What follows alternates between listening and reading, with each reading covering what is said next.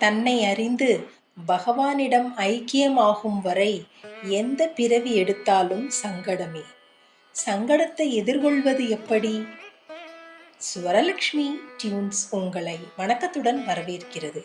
இன்று சங்கடகர சதுர்த்தி, சங்கடத்தை நீக்கும் நாள்.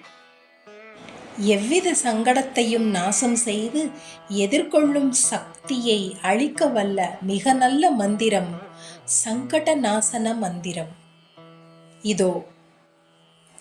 ஓம் நமோ ஹேரம்ப மதமோதித சங்கஷ்டம் மேவாராய நிவாராய ஸ்வாஹா.